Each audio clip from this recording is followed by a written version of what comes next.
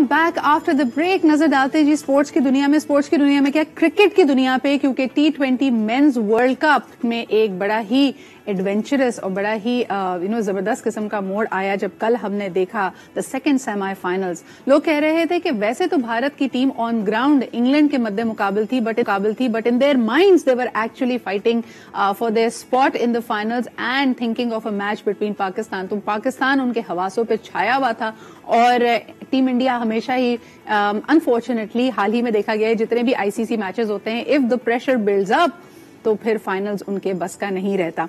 कई पाकिस्तानियों ने जी यहाँ पे अपने गुस्से का इजहार किया था, क्योंकि एक रोज कबल जब हमने माफ कीजिएगा सेमीफाइनल्स जीता अगेंस्ट न्यूजीलैंड, तो इरफान पठान साहब ने, जो कि एक सीजन क्रिकेटर है, उनसे एक्सपेक्ट नहीं किया जा रहा था, उन्होंने ट्वीट किया कि जी पड़ोसियों हार जीत आनी जानी है, ग्रेस आपके बस की बात नहीं है। पाकिस्तानियों ने बड़े आड़े हाथों लिया जी उनको, और कल हमने देखा कि जब वो मंजिलें करीब आ रही थी, जब इंग्लैंड बड़ा तेजी से और ग्रेसफुली अपनी फतेह की तरफ जा रहा था, तो लोगों ने इस बात पे भी कमेंट किया।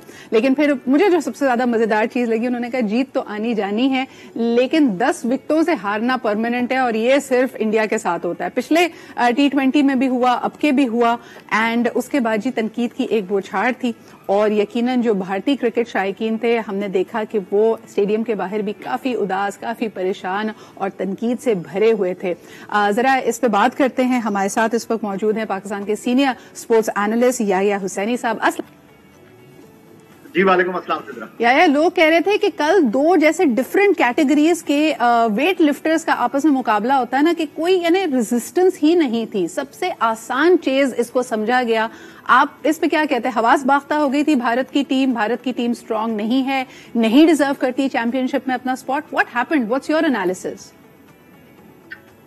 कोई शक नहीं है, सिफे मातम बिछी हुई है सिद्रा, और जो इंडिया का गम है वो ये है कि एक तो पाकिस्तान फाइनल में पहुंच गया है और वो फाइनल में नहीं पहुंचे जी। और वहां पर बहुत ज्यादा आहोफोगा है, और उसकी बुनियादी वजह यह है कि कहते हैं ना कि अगर आप लड़कर हारेंगे तो शायद किसी को बुरा नहीं लगेगा, लेकिन चारों खाने चित हुई है इंडिया की टीम, और इंडिया की टीम के साथ इस तरह की कारकर्दगी की मुझे उम्मीद थी, क्योंकि एक जो वहां पर सबसे बड़ा मसला है, वहां पर जो मुसलमानों के साथ तशद्दुद वाली सियासत है, मुसलमानों के साथ जो कुछ इंडिया में किया जा रहा है, वो उनको क्रिकेट में भी दिखाई दे रहा है। क्योंकि इस वर्ल्ड कप में कुछ ऐसे खिलाड़ियों को इंडिया को लेकर आना चाहिए था, क्योंकि ऑस्ट्रेलिया में आप वर्ल्ड कप खेलने के लिए जा रहे हैं तो आपके पास लीथल किस्म के फास्ट बॉलर होने चाहिए थे। शामी को आपने मजबूर टीम में शामिल किया क्योंकि उनके पास जसप्रीत बुमराह जो थे कमर की तकलीफ की वजह से अवेलेबल नहीं थे, और पिछले वर्ल्ड कप के बाद इस वर्ल्ड कप में इन्होंने मोहम्मद शामी को टीम में शामिल किया।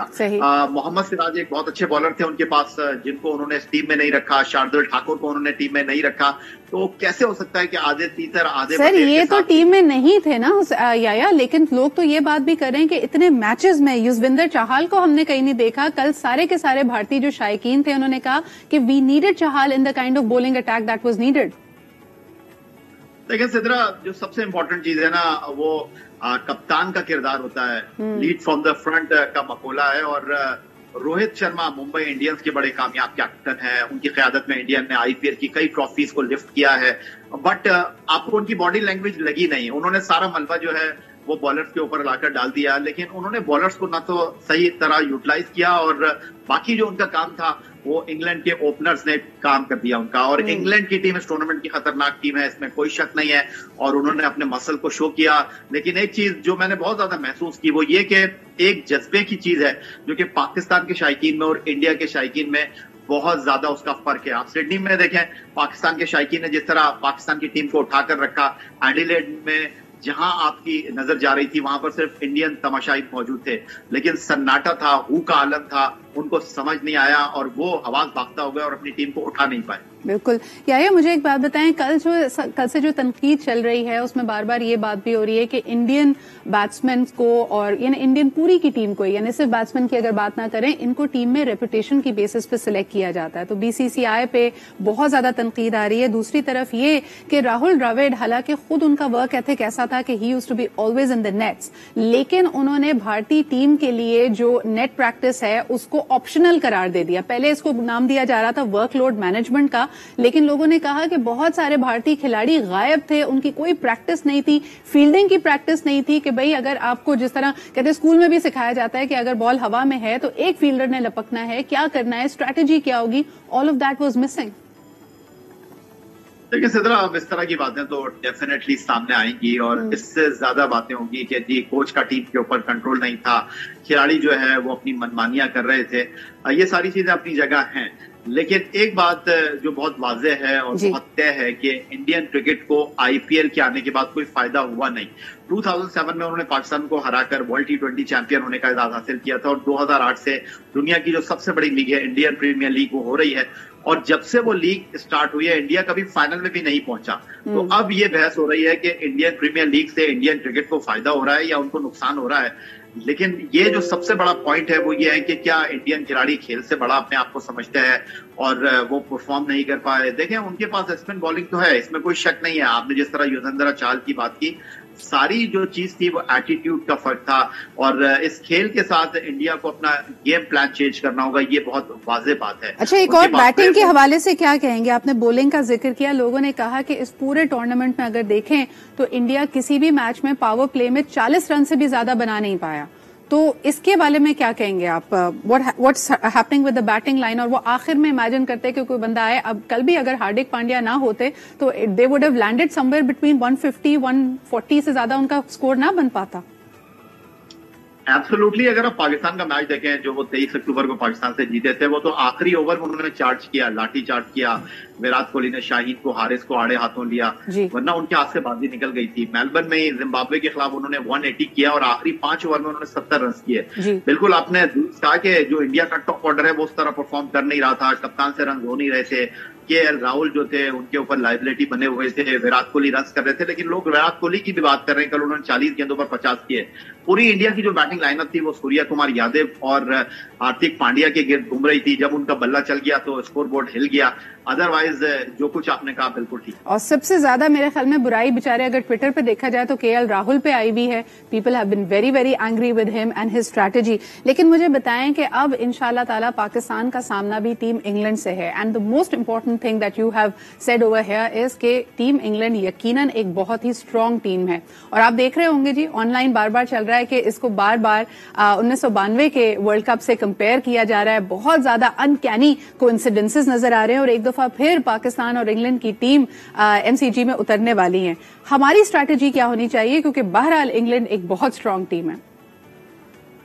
देखिए सिद्रा, वेरी सिंपल, ये जो गोरों के साथ आप खेलते हैं ना, तो अगर हल्का सा भी आपने गोरों को प्रेस किया ना तो वो फिर पजल हो जाते हैं, वो पैनिक हो जाते हैं, फिर वो उठ नहीं पाते। और सेमीफाइनल इसकी एक बहुत बड़ी मिसाल है। आपने सिडनी में जिस तरह न्यूजीलैंड की टीम को दबोचा, अच्छी टीम थी, अच्छे खिलाड़ी उनके पास थे, लेकिन फिर वो संभल नहीं सके, हवा लापता हो गए।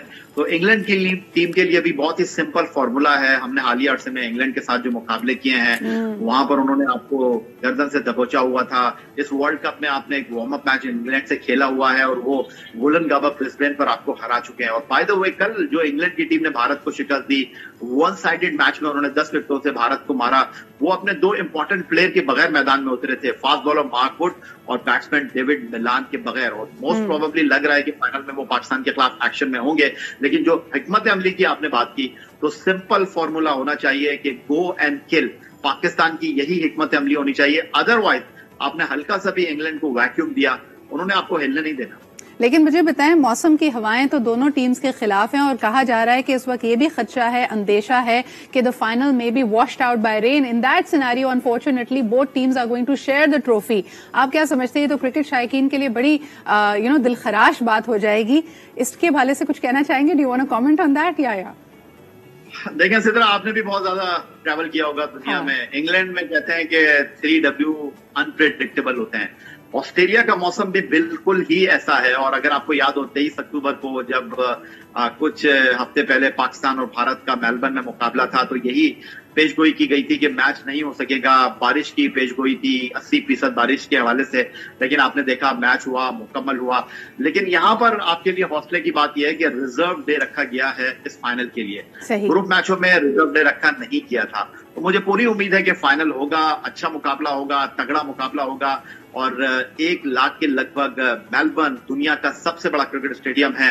भारत नहीं आई तो क्या हुआ, लोग जरूर आएंगे। बिल्कुल सही बात है और पड़ोसियों के लिए मेरे ख्याल में अच्छा मुझे लगता है कि भारतीय शायकीन की भी अब उनका भी एक टेस्ट है। कल मैं एक और मीम देख रही थी कि दुख तो बहुत है इस बात का कि हम फाइनल्स में ना पहुंचे, लेकिन शायद हमारी जहनी सेहत के लिए, मेंटल वेलबींग के लिए अच्छा है कि हम उस प्रेशर से ना गुजरें कि हमने पाकिस्तान से खेलना है और पता नहीं क्या कुछ हो जाए। So I think the Indian fans are going to take a little break, लेकिन साथ ही उनकी भी लॉयल्टीज डिवाइडेड होंगी। कुछ उनमें से चाहेंगे कि इंग्लैंड पाकिस्तान को हरा दे, लेकिन दूसरी तरफ कुछ ऐसे शायकीन भी होंगे जो कहेंगे भाई घर के करीब करीब ट्रॉफी आ जाए और पाकिस्तान को, इंग्लैंड को टफ फाइट देनी चाहिए। So let's see what is going to happen. बहुत शुक्रिया, याया हुसैनी हमारे साथ मौजूद थे। It is going to be one interesting match on the 13th of November। आपने इसकी तैयारी कर ली है नहीं? और खासतौर पर आज ही गेटवे खुला हुआ है, 11/11 है। कई लोग इसको बड़ा मुबारक दिन मानते हैं, दुआएं मांग सकते हैं, मैनिफेस्ट कर सकते हैं आप चीजों को। तो प्लीज पाकिस्तान को और पाकिस्तान की सलामती को, पाकिस्तान की बका को और पाकिस्तान की फतह को अपनी दुआओं में याद रखें। लेते जी एक छोटा सा break, will be right back.